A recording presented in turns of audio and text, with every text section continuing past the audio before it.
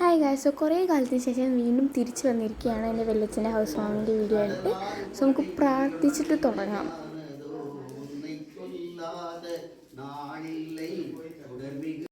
Actually വീടുള്ളത് തമിഴ്നാട്ടിലാണ്, Coimbatore Bhavani Sagar എന്ന് പറഞ്ഞ സ്ഥലത്താണ്. അതുകൊണ്ട് തന്നെ തമിഴ്നാട്ടിലത്തെ പൂജകളൊക്കെ ഡിഫറെൻ്റ് ആയതുകൊണ്ട് തന്നെ അവിടെ പാല് തിളച്ച് പോവരുതെന്ന് പൂജാരി പറഞ്ഞിട്ടുണ്ടായിരുന്നു. അതുകൊണ്ട് പെട്ടെന്ന് എടുക്കണ്ടായിരുന്നു. ഇതിൻ്റെ ഇടയിൽ തന്നെ ഈ പാല് തിളയ്ക്കുമ്പോൾ തന്നെ ഗോപൂജ ഉണ്ടായിരുന്നു അപ്പുറത്ത്. ഈ ഗോപൂജ കഴിഞ്ഞതിൻ്റെ ശേഷം ഈ പാല് എന്താ പറയുക, ആദ്യം ആ വീട്ടിൽ പൂജയൊക്കെ കഴിഞ്ഞിട്ട് കയറിയ ആൾക്കാർക്ക് പാല് കൊടുക്കണം. എന്നിട്ട് അവരെടുത്തിട്ട് തന്നെ ബാക്കി അവിടെ വന്നവർക്കൊക്കെ പാല് കൊടുക്കണം എന്നായിരുന്നു. ഞാനും എൻ്റെ ചേച്ചി റിയോ ആണ് ആദ്യം എല്ലാവരെക്കാട്ടും പിന്നെ വെച്ചാൽ ഈ വീട്ടുകാരല്ലാണ്ട് പൂജയ്ക്ക് ഞങ്ങളാണ് ആദ്യം കയറി ചെന്നത്. അപ്പോൾ ഞങ്ങൾ ആദ്യം കയറിയോണ്ട് തന്നെ ഞങ്ങളാണ് ആദ്യം പാൽ കുടിച്ചത്. എന്നിട്ട് അതിൻ്റെ ശേഷം ഞങ്ങളെല്ലാവർക്കും കൊടുക്കുക ചെയ്യും. ഞങ്ങൾ എന്നെ കൊടുക്കണമെന്നും പറഞ്ഞിട്ടുണ്ടായിരുന്നു. പിന്നെ കുറച്ച് ഈ മറ്റേ പ്രസാദവും ഉണ്ടായിരുന്നു, രണ്ട് ഇതിലായിട്ട് ഞങ്ങൾ തന്നെ എല്ലാവർക്കും കൊടുക്കണമെന്നും പൂജാരി പറഞ്ഞിട്ടുണ്ടായിരുന്നു. അതേപോലെ തന്നെ അതേ സമയത്ത് തന്നെ ഈ ഗോപൂജ കഴിഞ്ഞിട്ട് ആ ഗോമാതാവിനെ വീട്ടിൻ്റെ ഉള്ളിൽ കയറ്റണം എന്നുള്ളൊരു ഇതുണ്ടായിരുന്നു. ഇതൊക്കെ അവിടുത്തെ ആചാരങ്ങളായിട്ട് അതൊക്കെ ആദ്യമായിട്ടാണ് കാണുന്നത്. ഇവിടെ പിന്നെ ഇങ്ങനെയൊന്നും അല്ലല്ലോ. ഗണപതി ഹോമം കഴിഞ്ഞിട്ട് ഇവിടെയൊക്കെ തന്നെ ഗണപതി ഹോമം കഴിഞ്ഞ് പാലാച്ചിലേന്, അവിടെ അങ്ങനെ അല്ലായിരുന്നു, അവിടെ കുറേ ഉണ്ടായിരുന്നു. അതേപോലെ ഈ ഗണപതി ഹോമം കഴിഞ്ഞ സ്ഥലത്ത് അവിടെയാണ് അവിടെ വരുന്ന ആൾക്കാരൊക്കെ അത് സ്വാമി കുമ്പിടുക, അതിങ്ങനെ തൊട്ട് പ്രാർത്ഥിക്കുക. ഇതൊന്നും പിന്നെ ഇവിടെ ഇല്ലാത്തതുകൊണ്ട് ഞാൻ ഭയങ്കര എക്സൈറ്റഡ് ആയിരുന്നു ഓരോന്നും കാണാൻ വേണ്ടിയിട്ട്. അതേപോലെ അവിടെ ഇപ്പോൾ നമ്മൾ പൂജ ചെയ്യുമ്പോൾ ഇപ്പോൾ വല്യച്ഛൻ, വല്യമ്മ, ചേട്ടൻ, ചേച്ചി ഇവർക്കൊക്കെ വീട്ടിലുള്ള അംഗങ്ങൾക്കൊക്കെ മാല ഇട്ട് കൊടുത്തിട്ടുണ്ടായിരുന്നു. മറ്റേ പൂമാല ഇട്ടിട്ട് ആണ് അവരൊക്കെ ഇരുന്നിരുന്നത്. അതേപോലെ തന്നെ വല്യച്ഛൻ്റെ ഏട്ടൻ്റെ വലിയ വല്യച്ഛനും പിന്നെ വലിയ വല്യമ്മയ്ക്കും മാല ഈ വല്യച്ഛന് വല്യമ്മ ഇട്ട് കൊടുക്കുന്നുണ്ട്. അങ്ങനെ ഓരോന്നും അങ്ങനെ ഉണ്ടായിരുന്നു. അതുപോലെ എൻ്റെ അച്ഛൻ എന്ന് വെച്ചാൽ എൻ്റെ വല്യച്ഛൻ്റെ താഴെ എൻ്റെ അച്ഛൻ. പിന്നെ അച്ഛൻ്റെ അടുത്ത് തേങ്ങ കൊടുത്തിട്ട് അച്ഛൻ തേങ്ങ പൊട്ടിക്കാനും പോയിരുന്നു. അങ്ങനെ ഓരോരുത്തർക്കും ഒരു ഇതൊക്കെ ഉണ്ട്. അത് എന്തിൻ്റെ ഇതിലാണെന്നൊന്നും എനിക്കറിയില്ല. പൂജാരി പറഞ്ഞു, ഇവർ ചെയ്തു, ഞാൻ കണ്ടു, ഞാൻ വീഡിയോ എടുത്തു, അത്രേ ഉള്ളൂ. അതേപോലെ പൂജാരിനെ കുറിച്ച് പറയുകയാണെങ്കിൽ പൂജാരി ഭയങ്കര ഫണ്ണാണ്. പുള്ളിക്കാരൻ ഇംഗ്ലീഷിലൊക്കെയാണ് സംസാരിക്കുക. അതുകൊണ്ട് തന്നെ അയാളുടെ വർത്താനം കേൾക്കാൻ തന്നെ ഭയങ്കര കോമഡി ആയതുകൊണ്ട് അത് കേട്ടിട്ടാണ് എൻ്റെ ചേച്ചി അവിടെ നിന്ന് ചിരിക്കുന്നത്. ആക്ച്വലി പുള്ളിക്കാരൻ ഇംഗ്ലീഷിലും തമിഴിലൊക്കെ കൂടി മിക്സ് ആക്കിയിട്ടൊക്കെയാണ് സംസാരിക്കുക. അത് ഭയങ്കര ഫണ്ണാണ്. പിന്നെ അതിന് ശേഷം മറ്റേ വീട്ടിലിങ്ങനെ തെളിക്കാൻ വേണ്ടിയിട്ട് അപ്പൂസേട്ടനും പൂജാരിയും കൂടി പോയിരുന്നു. ഇതാണ് അപ്പൂസേട്ടൻ്റെയും വെളിച്ചൻ്റെയും കഷ്ടപ്പാടാണ് ആ വീട്.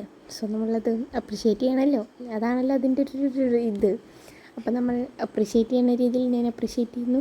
ഇത് പിന്നെ എൻ്റെ ഏട്ടൻ ഒരു ഉപകാരമില്ലാണ്ട് വെറുതെ ഫോണിൽ നിന്ന് കാണും. ആയിരുന്നു കഥ പറയാനാണ് വല്യമ്മ.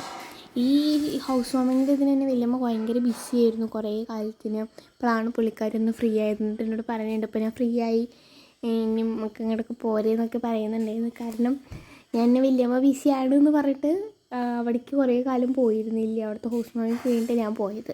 പിന്നെ അതിന് ശേഷം ലാസ്റ്റ് അവിടുത്തെ പണിക്കാർക്കൊക്കെ എന്താ പറയുക, ഈ ഇതിൽ മുണ്ടും സാരിയൊക്കെ അങ്ങനെ കൊടുക്കുന്നൊരു ഇതായിരുന്നു. അതിൻ്റെ ഒപ്പം വലിയ കാശും വെച്ചിട്ടാണ് കൊടുത്തത്.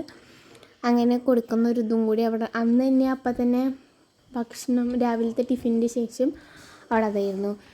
പിന്നെ അതാണ് വെല്ലച്ചൻ്റെ മേഡത്തിൻ്റെ അമ്മ, വെല്ലച്ചൻ്റെ മേഡം അമ്മയും പിന്നെ മോനും ഭർത്താവും ഒക്കെ കൂടി വന്നിട്ടുണ്ടായിരുന്നു. അവരും കുറച്ച് നേരം വന്നിട്ട് വീടൊക്കെ കണ്ടിട്ട് കുറച്ച് നേരം അവിടെ ഒക്കെ ഇരുന്നിട്ട് ആണ് പിന്നെ പോയത്. അവിടെ പിന്നെ ഞാൻ പറഞ്ഞില്ലേ, അവിടെ എല്ലാവരും ആ ഗണപതി ഹോമം കഴിഞ്ഞ സ്ഥലത്താണ് കുമ്പിടുക. അവരൊക്കെ ഇങ്ങനെ അവിടെ തൊട്ട് കുമ്പിട്ടിട്ടാണ് ഇരുന്നിരുന്നത്. പിന്നെ അവിടെ കുറച്ച് നേരമൊക്കെ ഇരുന്ന് വീടൊക്കെ കണ്ട് എന്നിട്ട് അവർ പതുക്കെയാണ് പോയത്.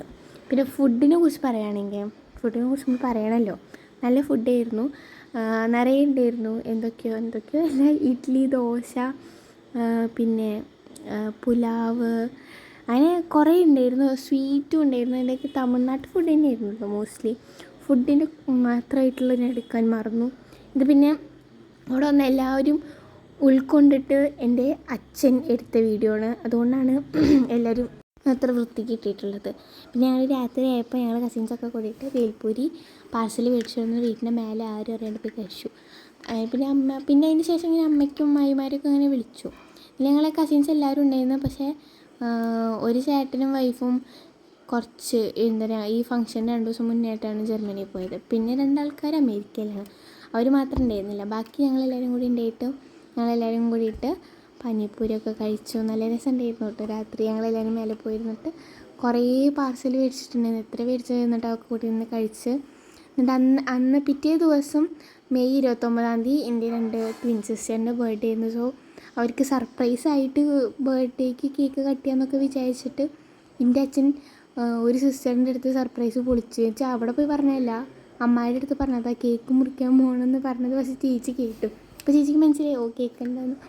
എന്നെ സർപ്രൈസ് പൊളിഞ്ഞു. ബട്ട് കുഴപ്പമില്ല, ഞങ്ങൾ കേക്കൊക്കെ മുറിച്ചു. നല്ല കേക്ക് ആയിരുന്നു, റെഡ് വെൽവെറ്റ് ആയിരുന്നു. ഓക്കെ ഗൈസ്, ഈ വീഡിയോ എത്ര ഉള്ള അടുത്ത വീഡിയോ ആയിരിക്കും. ബൈ.